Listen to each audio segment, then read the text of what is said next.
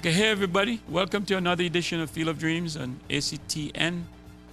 Of course, my name is Steve David. I'm your host. And I've got a panel today. We're going to discuss the Honduras game and the Panama game. We're going to break that down, post-mortem on those two games. Let me introduce the panel. Right next to me is Alvin Henderson. Welcome to the set, Alvin.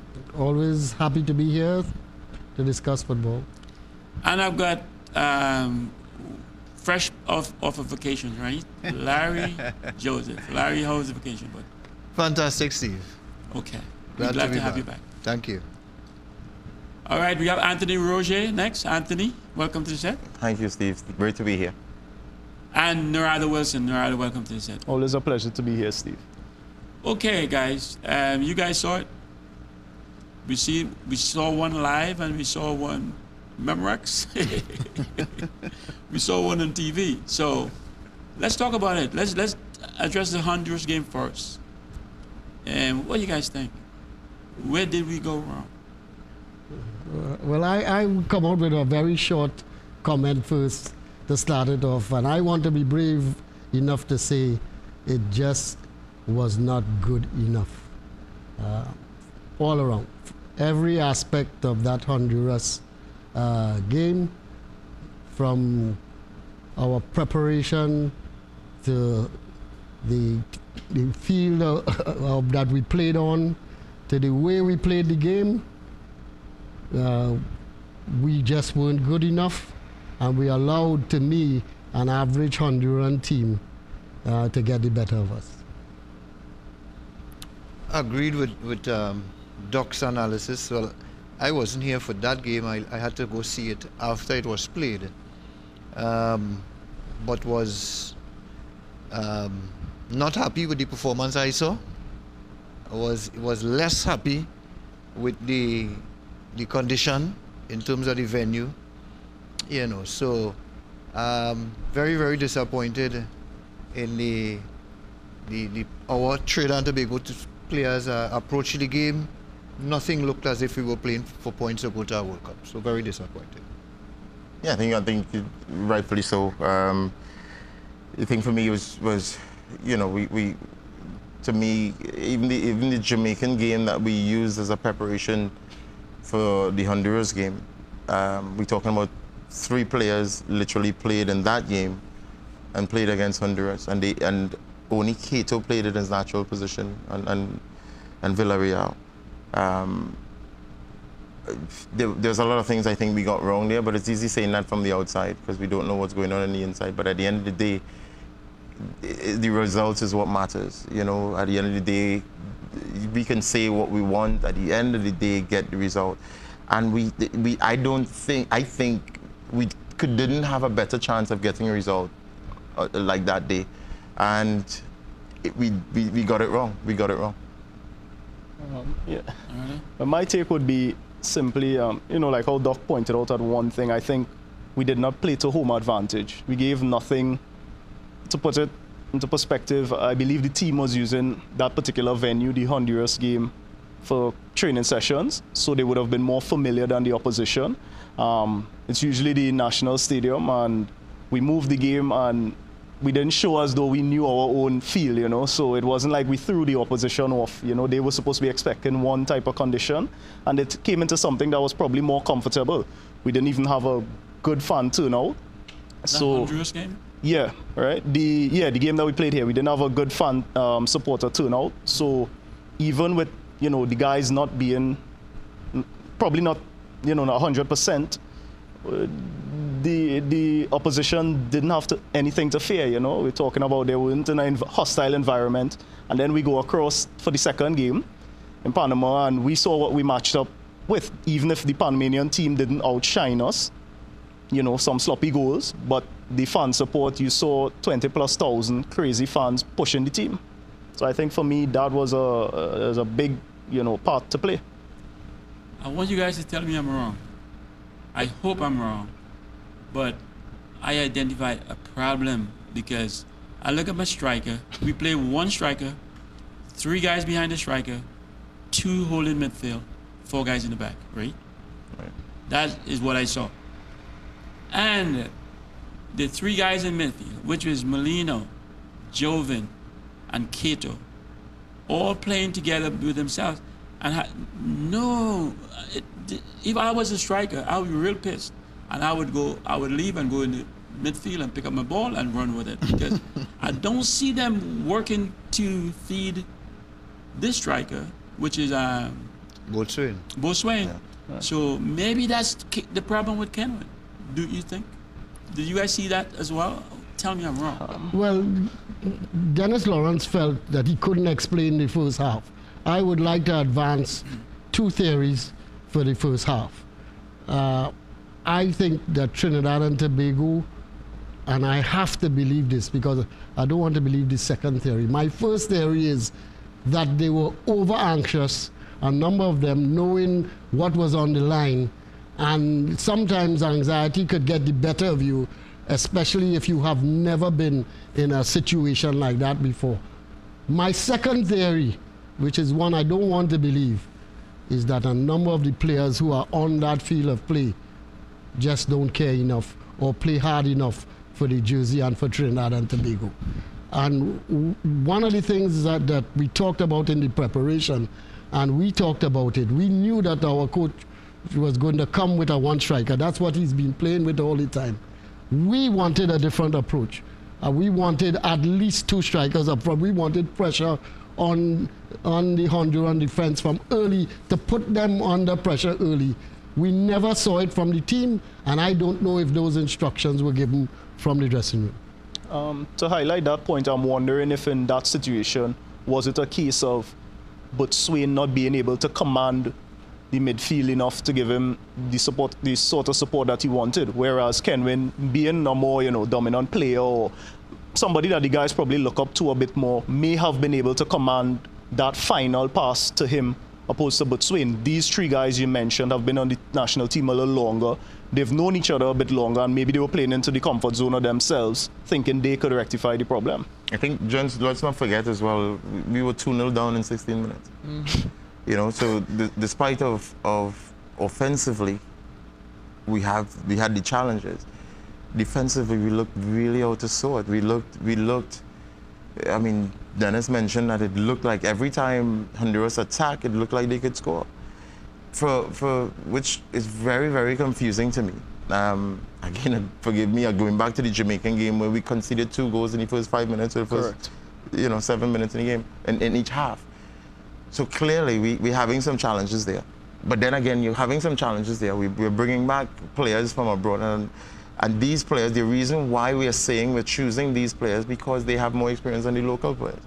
They have more understanding, they have more maturity than the local players. So Doc mentioned and a key factor for me, which is very important, which challenged me tremendously when I see Trinidad and Tobago play now. I don't know if these players are playing for the shirt on their backs. I don't know if every player on that field is saying, look, I want to play for Trinidad and Tobago, and I will show Trinidad and Tobago I deserve to wear the shirt that I'm wearing here. I mean, it's easy when you lose games to knock players, and I was a player too, and I didn't like it when people knocked me, but at the end of the day, you could sit down and say, and look at the game and say, yeah, that boy is giving me something. That boy is giving me some effort for the dollar that I've spent to try and make this work. There's a lot of gaps that we didn't see that, and sometimes, even though it is the responsibility of the coach to motivate his team and his players, the players themselves must have some kind of pride, man. Come on, this Trinidad and Tobago you're talking about. Mm-hmm. Well, I think what you said last there might be the problem, Tony, in that this is Trinidad and Tobago. I've always held the view that we are the least patriotic of most of the Caribbean islands. And a lot of things that we live so que sera. Right. We jump on a plane, we go to America, and as we land, we talk in Yankees. Quick to give up our accent. Yeah. A Jamaican would live for 100 years in America. Yeah. He will still talk Jamaican. And you can't separate those things from other aspects of your life. So it will be in your sport, how you play sport. Right. And obviously, one gets the impression that these modern players, somehow the level of patriotism that when we played, our distractions were less, of course, but that's no excuse for the modern player. And I could tell you now that 2 people who started that game against Honduras for Trinidad were seen in places they should not be seen before they went in.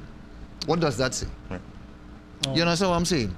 So, Doc, your second theory could be the number one reason. We lack patriotism, and people seem, most of the foreign-based players nowadays, anyhow it seems, when they come back to play for Trinidad, always seem to give the impression that they come in a step down from where they're coming from. So, you know, we owe them this, and glad when I come back, that kind of thing. And it is very disappointing for all of us as nationals of Trinidad and Tobago, because remember, these games are streamed all over the world, so people are looking. And for people who don't know anything about Trinidad, they will base an opinion on what they see. And it hurts me when I saw that performance against Honduras. What would people be saying about the standard of football in Trinidad when they see that national team play? And that's what bothers me. And the coach could only do so much on the practice field. When you hit the pitch for the game, brothers, you as the players, you have to perform. You have to make the coach look good, yourself look good, your friends and your family, and the nation by extension. And I agree with Tony. I'm not too sure if they process it like that. You know, I mean, sitting here and talking about it, it hurts me as a national of Trinidad and Tobago. It really hurts me, especially knowing what I know about a couple of the guys before the game. It hurts me even more. Larry, one of the things that bothered me, because I did not agree with the coach's selection. We had spoken about the selection of the team, possible team before the Honduras game. I did not agree with the selection that he had out on the field. We talked about Cyrus possibly coming in as a central defender. I didn't see him there because I thought that Batu and Mitchell would have started in that game. I never saw a place for Villarreal. To me, that's an experiment. I don't think we even brought up that name. Because I don't experiment in serious games. I would never experiment in a game if I was the coach in the Hex. But he had seen something in Villarreal in Jamaica, I believe. In the game against Jamaica, especially his attacking prowess. But I was worried about his defensive ability, because to me the first Jamaica goal was his fault. So he looked reasonable in attack, but very vulnerable. But we felt that we were going to have reasonable amounts of possession in the Honduras game. But from the start, as Tony said, we were out of it in 17 minutes. And it's all because, I think, of the attitude coming on to the pitch in that first 20 minutes. In the past, Trinidad teams have not warmed up properly. I've been there through the years. I have seen that a poor warm-up has led to us coming out of the dressing room 5 and 10 minutes late. I'm saying late in our minds. And we down 2-0 and 1-0. But the warm-up was decent. I saw the warm-up. The warm-up was decent. And then all of a sudden, any attack that Honduras had, we looked like we could have been beaten or a goal scored and whatnot. And we weren't looking purposeful in attack, because in my opinion, we gave them too much room and the ability to be comfortable to get into the game. Honduras was under no pressure in the early part of the game. Let's talk about the goals then, because we give it up early. Stupid goals. So, I mean, the first one was David gave the guy the goal line. That's right. Cyrus, who's supposed to be covering him, was so far back. And then I feel he shouldn't give him line. I feel you should send him in, because when you give them line and they go line, man, and coming across the goal, then anything can happen. So, or maybe that was the best strategy, to give him line, but then I figured Cyrus should have been closer. What do you think? Well, there were fundamental defensive lapses in that first goal. Aubrey was too far away from the attacker to give him any line to be truthful. The guy took the line that Aubrey showed him, and was still able to get the cross in quite easily. And Cyrus' positioning was poor in that he missed the cross entirely, right? And But the goalkeeper too. The goalkeeper mishandled the ball. Yeah. Correct. It slipped through his body and continued the play, so that they got about 3 bites of the cherry, and eventually the ball ended up in the back of the net. But it was amateur defending, because we had 5 red shirts behind the ball at that time. No way a goal could score. Even the guy who took the shot, I mean, he was under no pressure whatsoever from anybody, because it seems as if the central defenders decided that they needed to defend the 6-yard box more than the players that were in a dangerous position, including the guy who scored the goal, and of course the Villarreal defender guy who was in a bad position for the guy who passed it and that guy. So it was amateurish defending, and it all started from when the whistle blew to start the game. We started slowly, like a train building up to full speed. And just like when we played Honduras in the first round, when they came out, pell-mell, and I mean, we didn't know what hit us in that game. You know, we was like in a shock. Right. It almost replicated itself in this game. At home, I mean, we have this team never showed, or has not shown in this tournament, where when you come to play Trinidad and Tobago in Trinidad, you had to be scared, because the place is volatile, it's militant, it's noisy. Absolutely nothing like that. I think as well, though, similarly,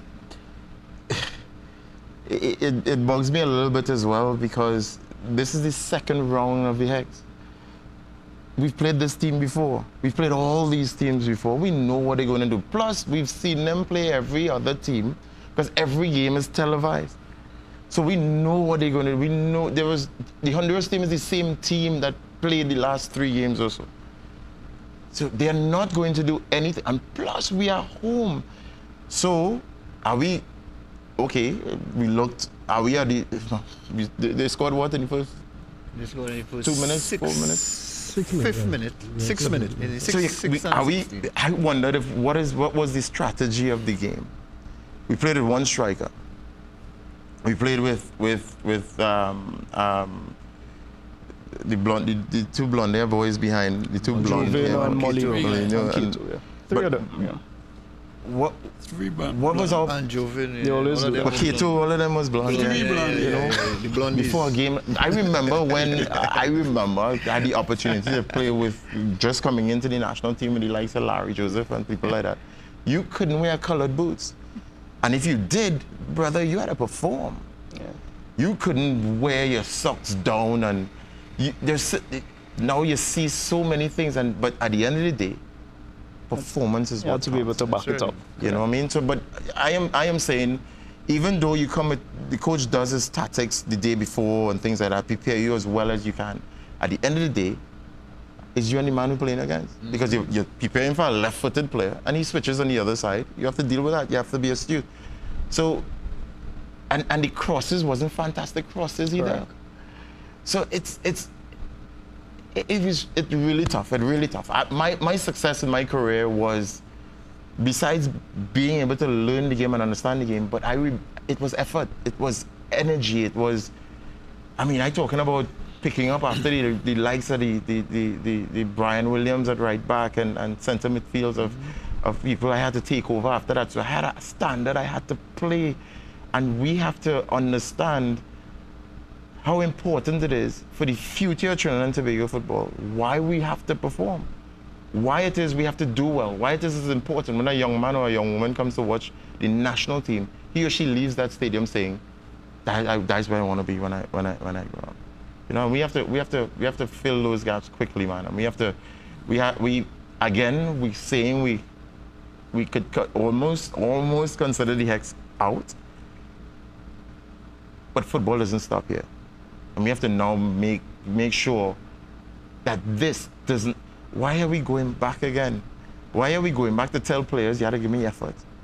When at a time when football is at its wealthiest, you have to give me. I have watched these players play for their clubs. Maybe there's another issue. Are they playing for their clubs? That we are calling them back. Boswin, has he played for his club? The players who's been called back, are we sure that they are playing for their clubs and playing at a high standard?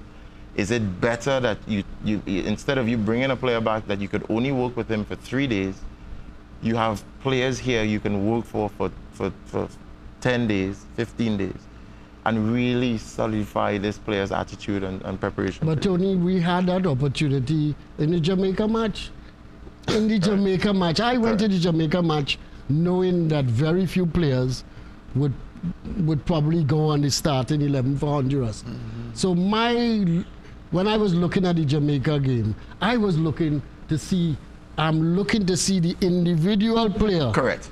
who could step his game up Correct. and give the coach a headache Correct. for that Honduras selection. Same here. And I again was very disappointed. I would consider the players who played in that match, many of them on the fringes of selection for the national team. Correct. But again, you're not seeing the energy and the fight and the determination that should make someone say, boy, how come they could leave that fellow out? Yeah. That fellow, he had to make the side. Yeah. And just not seeing it in the Jamaica match. Many of the players just sauntered through the game. I think it will always go back to almost a theory of mine, and I believe it's something that is embedded in some of these players because it's more or less my age bracket. I think post 2006, what came after was a lot of back and forth and not so positive news. And I think because these guys are, they were 16, 17 years of age, they were very impressionable at the point in time.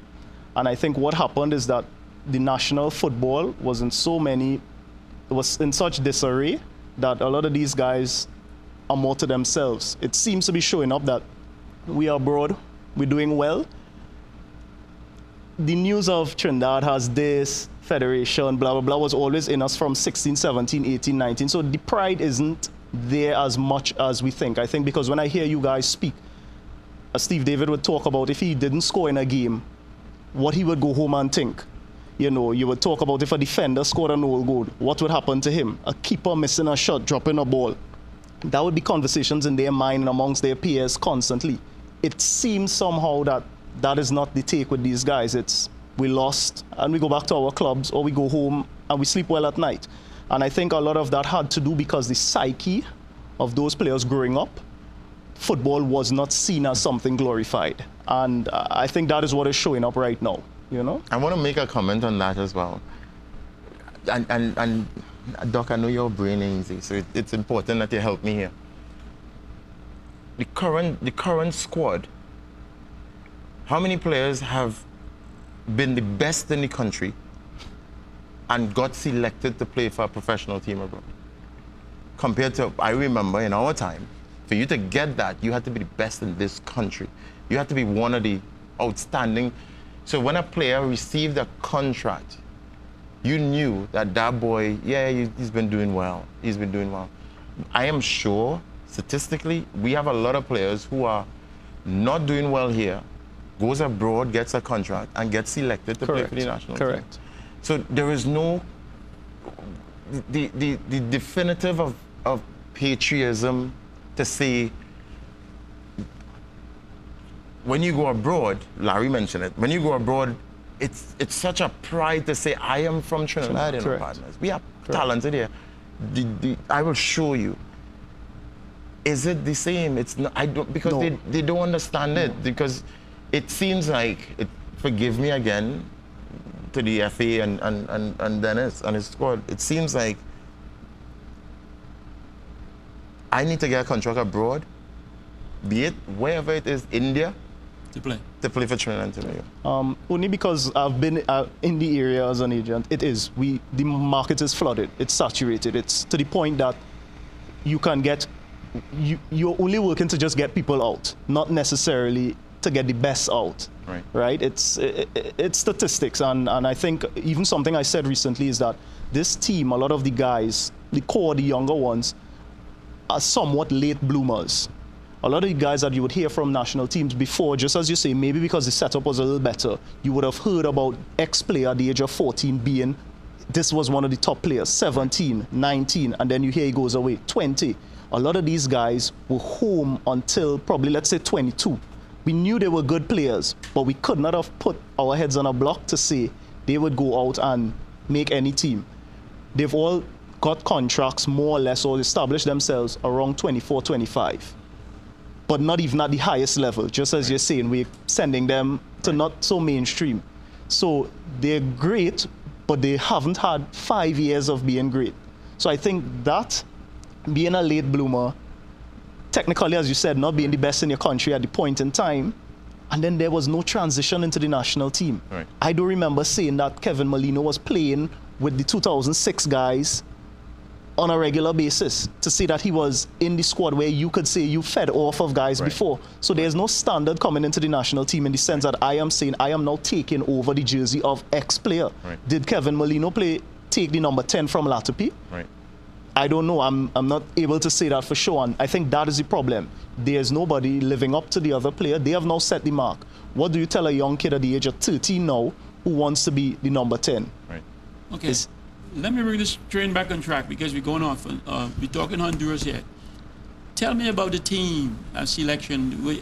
I feel, again, another observation. I feel Aubrey feels more comfortable on left than right. So when they put him right, I don't think he's very comfortable there. And then there's other people. Whoever they play left back, I wasn't. Villarreal. It would have been Villarreal. So if you're bringing a new guy, why don't we put him right back and put Aubrey in the middle? Well, he is very left-footed. He's very, I think that's the problem. In fact, I have seen Villarreal play a lot. In fact, even from the Stephen Hart days, Stephen was looking at him. He didn't quite bring him on to the national team at that time. But he's a nice attacking left back. Yeah. But defensively, he has some problems. And to me, as we said in our discussions before, I am not experimenting in a crucial game. Now, Aubrey David had a poor half, I should say, because the coach was in his ear very early because he was close to the line. And the coach was disappointed in him because Aubrey not only on the ball he had a poor game, his supporting positions were horrible. And we were in the stand wondering what happened to Aubrey David. That happens. And that can happen, as I said. Oh, yeah. That can happen to anybody. Yes, I think he's much more comfortable on the other side. But I think we had another left back. He played at stopper during the Jamaica game. The boy from W Connection there. Hodge, is it Hodge? Oh, yeah. I like him. I like him, but he would have been another experiment. I don't know if Michael Williams, why he didn't start Michael Williams in the Honduras game, because he was been our left back all along. Solid defense. We don't know why he didn't start him. I need to take a break, guys. When we come back, we'll pick up where we left off. Viewers will be right back after the short break.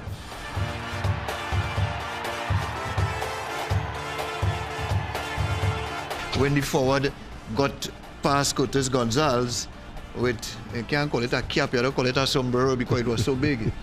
But that's when I thought that Kevin George position.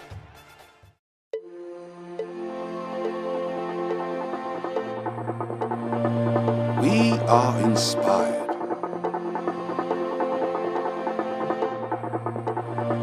We are practiced.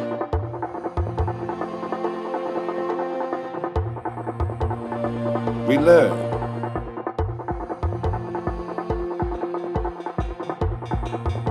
We have challenges. We are supported. We persevere.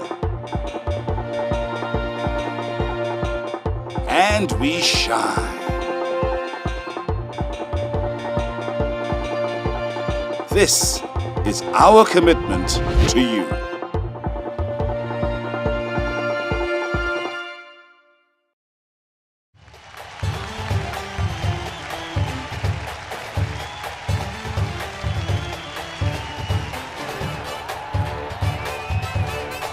Okay, welcome back, viewers. Alvin, before the break, you were talking about Well, I was talking about selection. Yeah. The only other thing that I would have said is that we had discussed before. I wanted to see two strikers on the field of play at home. We all know how difficult it is to score goals.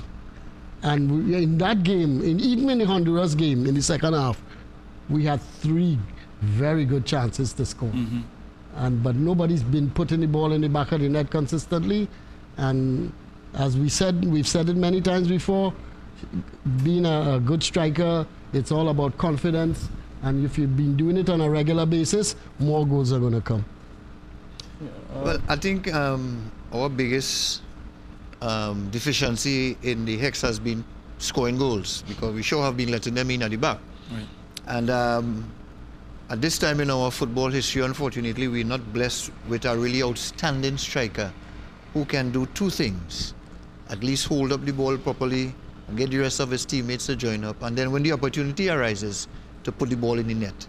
I mean, we are suffering a lack of that type of striker. The Boswin guy in the Honduras game, I am still to be convinced he's international level. I think technically he's weak. He's weak technically. He gives you a lot of energy. He is a pure goal scorer on the local scene, right? But as he's finding out, there's a big difference between local and international. Correct. And unfortunately, the fact that we had to start him in an important game as Honduras just showed that we sorely lacking a quality striker. So I didn't expect, I mean, we didn't have much alternative. No, Plaza was there.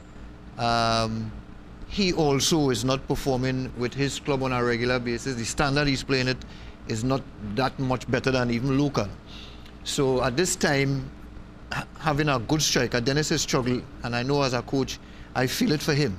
Because regardless of how good the team plays, you need somebody who could, as you, Steve, could put that ball in the net. So as a matter of fact, I don't think we've had a out-and-out striker score a goal in this Hex, have we? Our goals have come from players from behind. So which shows where our goal scoring concentration is. So it's unfortunate. Dennis can't do anything about that. I was saying in some previous programs that we should have gone to find any naturalized Trinidadian who could play in positions at the weekend and get them here, get them a pass. But everybody else is doing it. Right. Everybody else is doing it. Why not we? Right? The price and the cost of going to a World Cup is high enough that should be something as an afterthought. I don't know whether that angle was pursued at all. I can't say. But on the field of play against Honduras, the people who were there just weren't good enough. And one thing stood out for me is that if our 2 main players, Kevin Molino and Joven Jones, don't play out of the boots, we struggle. Okay, let's talk a little bit about the Panama game then, so we don't run out of time on that. We didn't give up a goal early. No. I think we were 15 minutes or more. So the first goal against Panama was scored in the 38 minutes. Yeah. Over 30 minutes. 30 minutes. 38 minutes. Straight So I from thought, a corner. well, we get the stride that we wanted. And then what happened? Then I think again is statistically show that we made a lot. We had 7 changes for the game. Obviously, for whatever reason. But Tony, I want to just add this so that maybe you'll comment on it for me as a defender. Does that mean the selection for the previous game was wrong? Made with all the changes? With 7 changes, that's huge. Total defense being changed. And the youngest person is 26. It's not like we try and younger guys. They're all the experienced defenders. I think it's food for thought. I'm telling you, because we're talking about we changed the system as well. Yes. We change. I mean, this is the thing for me, and I keep telling people, this is not league football. This is international football, where home games are of extreme importance. And you treat away games with very intense intelligence. Yeah. we have to understand. We talked about the limitations. Did we sit down and know what is our strengths and our weaknesses? Are we trying to find a striker in the middle of the hex? Did we know we don't have one? Did we know what are we trying? Are we poor defensively? So then, if we are poor defensively, then we need to approach defensive attitudes differently, and that comes from astute discipline of training regime that fix and solve these issues. The Panama game, we went with 5 central defenders in defense. That means we were preparing that we allowed Panama to play long balls, so we have 5 big guys who can. We played on the right side. Mitchell. On the right side of right side for Trinidad. Up front. And the right side in defense. Mitchell. For Jablite, the boy for Jablite. Is Mitchell playing right back? Nathan Lewis. Yeah, but that's midfielder. Nathan Lewis. He played to me. It's like he was playing defense. Yeah, because yes. He was caught there. He was caught a lot. Yeah. Fair play to the boy. He tried his socks off to do the job, and intelligently, Panama probably knew, and their fullback was bombing on all the time. So he was more in our. He was down behind the line, correct? Than to me again, and every time he got into their final third, he looked dangerous. Yeah. The boy he has is some a very talented, very talented player. So again, is it a situation where we were so upset with the Honduras game that we made changes out of that decision, or was it a strategic plan? Because again, basic fundamentals is a corner, one of our offensive corner. They scored from. Yeah, was from doing decently well all top the 8 to 13 minutes, over 13 minutes, and to lose a goal from a corner away from home. So does it mean we pushed all our players up for a corner trying to win the game in the 38th minute, 39th minute in an international game and left it? It bugs me. It really bugs me. It really bugs me. So, you know. Well, I think, sorry, no, go ahead. I think for the first goal in that game, obviously, they had Kevon George, who is our defensive midfielder, holding back. Matter of fact, he held back so much that he was beaten by the fast break when the forward got past Curtis Gonzalez with, you can't call it a cap, you don't call it a sombrero because it was so big. But that's when I thought that Kevon George positioning would have seen him clean up that big overhead. Yeah. Well, I mean, I'm looking to see him coming to the screen. Was it Kevin George or the captain, sorry? No, it was Kevin. Kevon George. Captain was up for the head. You know, and I'm not seeing him coming into the screen because I'm thinking, I mean, any sensible thinking footballer would, his distance between where the ball is and where he's in the defensive, he would clean up any heavy touch, which it was. Very heavy. A heavy touch. Even when he passed that defender, and then when the goalkeeper looked just from a corner, he's on his line. Kevon George, being so far back, didn't even get close to the heavy touch. He pushed it over behind another heavy touch, and I'm saying, well, okay, Marvin is going to clean up. And I'm not seeing Marvin coming in my pain, and I'm saying, but what's going on here? Right. Only to realize Marvin is living in his 18-yard box. Right. You know, and I'm like, something has to be wrong here. The guy scores a great goal. I'd probably get one of the top goals in the hex in this region. It was a great goal. You can't take anything away from him, right? He ran all of 80 yards and scored. You know, if we had scored it, we'd have named the guy a street after him. You know, but it's the type of defensive errors that we've been making all through the tournament. Listen, it's no coincidence that we for 6th in the hex. We're playing 2 rounds of football. Yeah. If you are there, you deserve to be there. Yeah. You understand what I mean? Mm-hmm. So the sad thing about it is that, again, we're talking about the 2 games are must win. But the Panama game is a must win because you don't lose Honduras. Come on. You know, and that's what I'm talking about. That's what all of us are talking about. That reality, whether it hits it it actually hits our players in the face to get a reaction. And that's what we're not seeing as past players and as support. We want to see a reaction from our players that says, listen, by the hook or the crook, we had to get these 3 points. And I mean, as we sit here now, we cannot confidently say that we saw effort that reflected by all means necessary. And that is what disappointed me with that Panama performance. You didn't see that do or die attitude. And maybe we'll need to talk about it in a different perspective. But I was disappointed when that first goal scored. Of course, your head dropped because you're 5 minutes away from halftime. The Panama crowd is crazy. Yeah. The Panama players were playing with confidence and they were coming at pace and aggression for the whole 90 minutes. Because second goal was even worse. You know, and then, well, obviously, when you score an own goal on yourself, what at was that he trying stage, to do? I don't. I think he was trying to flick it back. no, he was trying to head it outside for a corner. To flick it. Believe it.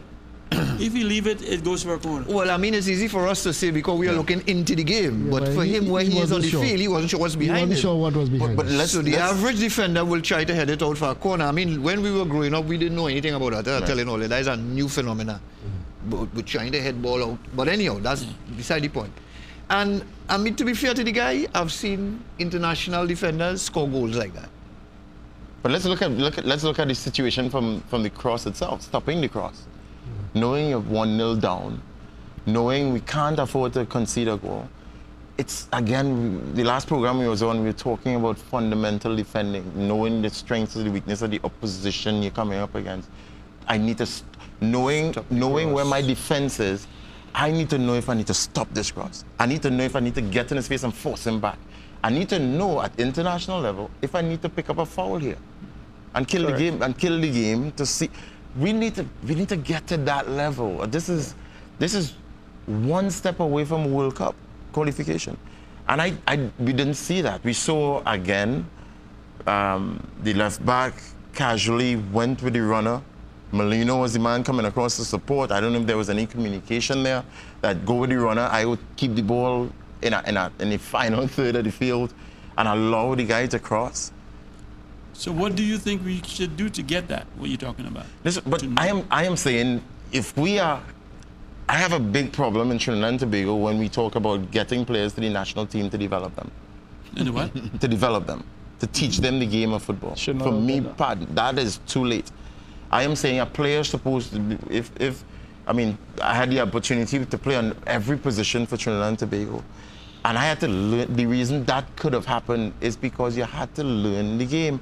When I go home, it's not to go home and put my foot up and relax. And it was to watch the tapes, watch the game, analyze my own self and learn the game. Learn when you know situations, when to close down, when to... I don't think that player should have been allowed to cross the ball. Of course not. Yeah. He should not have been allowed. I rather... better the second person deal with it. In that situation, it's a split second. He's in total control of the ball. So I need to make sure his head is down that he can't cross. I cannot back off to go with the runner, hope that the other guy gets close enough to stop the cross. I have to deal with the situation that's in front of me right now. Yeah. If he goes to the other guy, then I deals with that again. But it gives my defense a couple seconds again, or millisecond, to adjust. And that was a good yellow card moment as well. Yeah. If I can't get it, then I get a yellow card. Yeah, but he wasn't even close enough to fall the guy. Yeah, he wasn't stopping the cross, and he was not preventing the guy from lifting his head up. So he was doing nothing. Yeah. No, I agree with Steve with the first goal. I saw that as a, basic defending 101. You was going to take one for the team, in that situation. And I think just to touch on what Tony was saying is as though the heart isn't there. This is your game that potentially could end everything.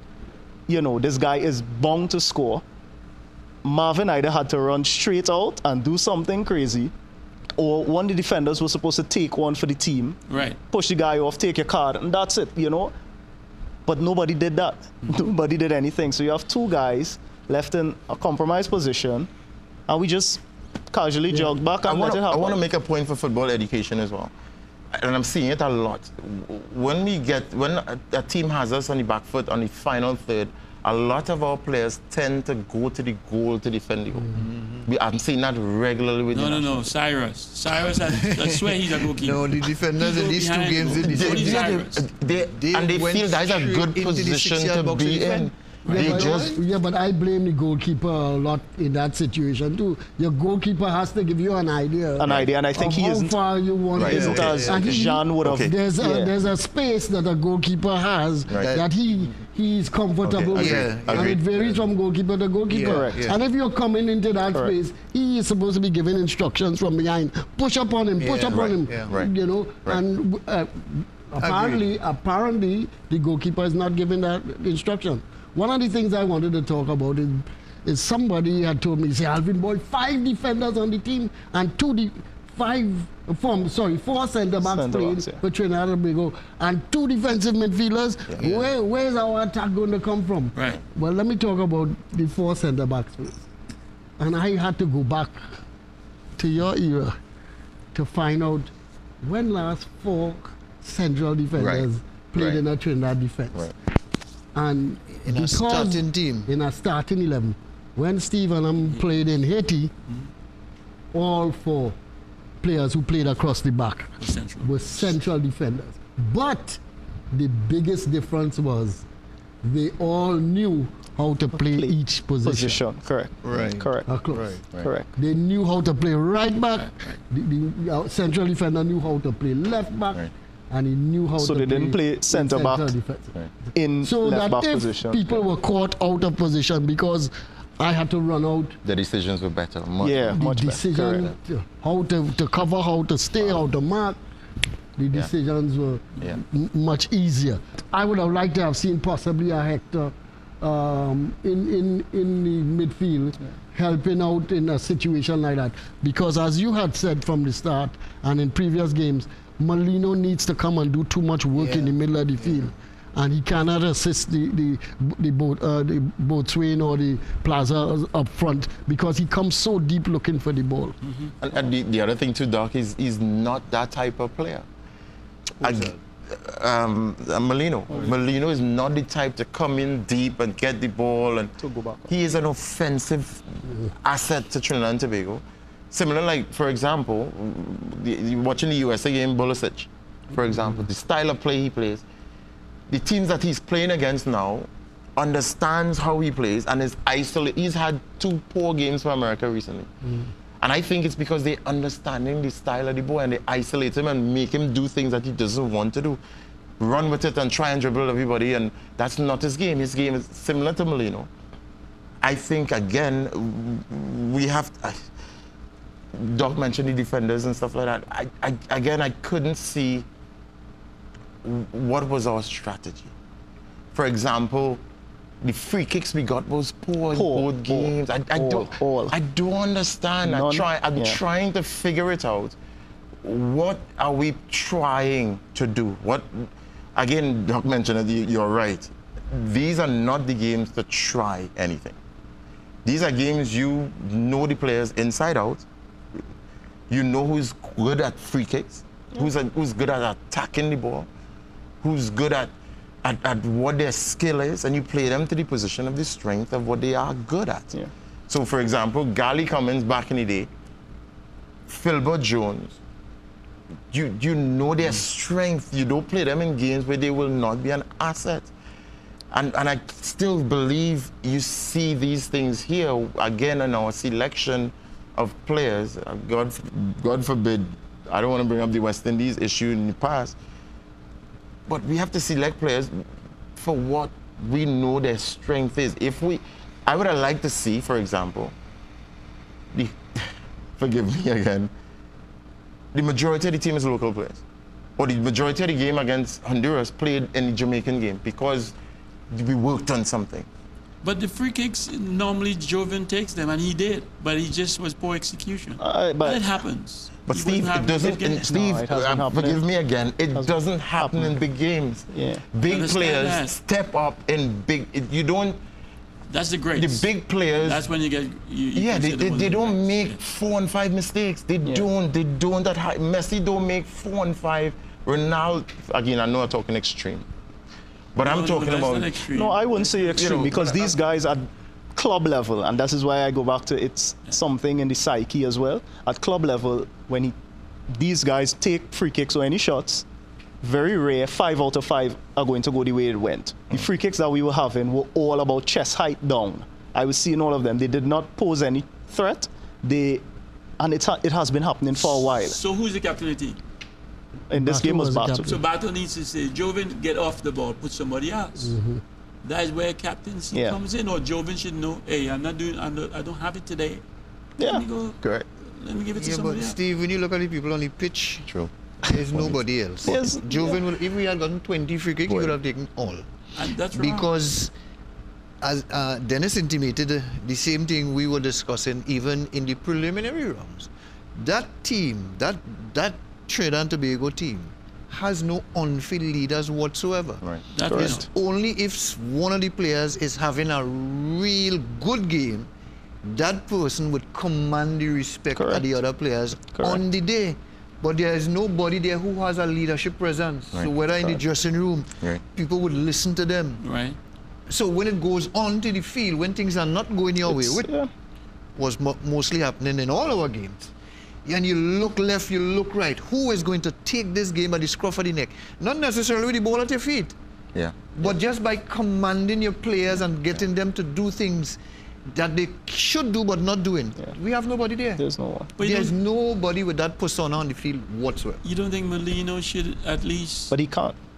Because I think Joven would respect Molino more than any. But it's a respect about peers. I think they're all peers. On the side, looking in, is unless Kevin is having a blinder, he doesn't command the respect of the players. Okay. For most of the games, we were on the back foot.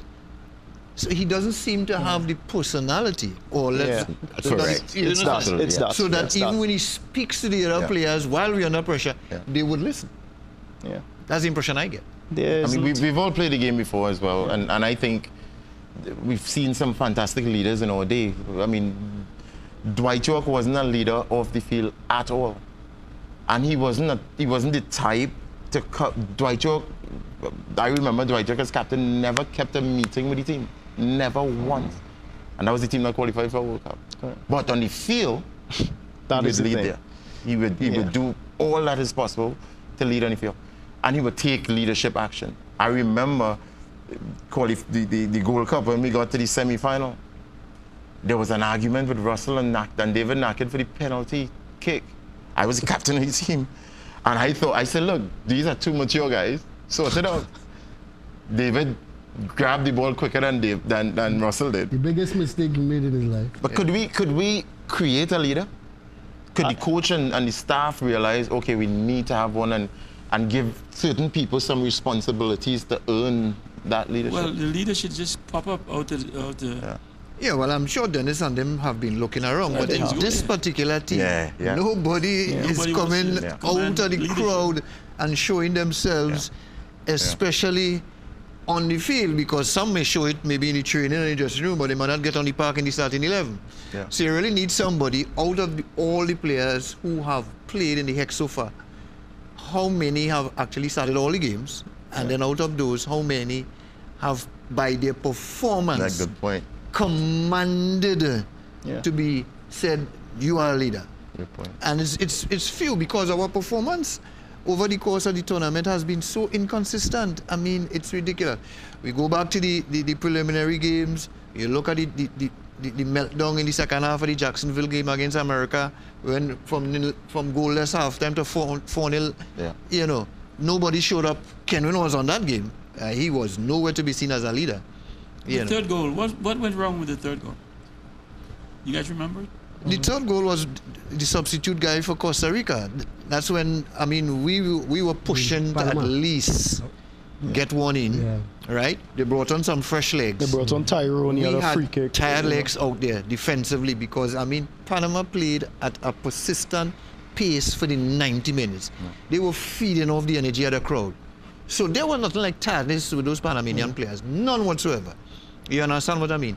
And if you look at from the second, even from the first half, but in the second half, when our energy level dropped, they started to, It is sniffed it. They sniffed it. you know, and when they got 2-0 up, they had started to play game management now. So nice little passes. They even took a ball from an attacking position on the right side and ended up quite back with the stopper.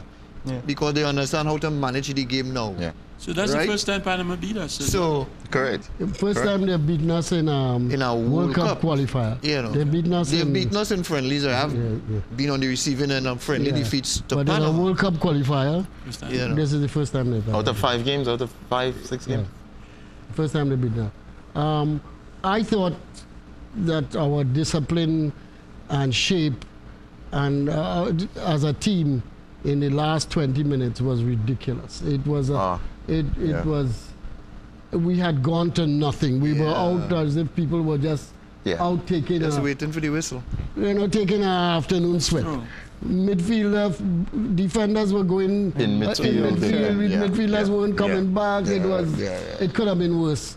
And, Only 5 goals down. and I'm saying, 3 goals down. yes, 5 but I'm goals saying, even if you're 3 goals down, This is you should have international a strategy if you're 3 goals down. And we even had the opportunity that Plaza had when he hit the crossbar or whatever. So there was still, 3 goals down, you put 3 in the back, you put 5 in mid, An attack, yeah. and you go up front and you push people up front. Right. But you have a system and an organization that you're doing that from.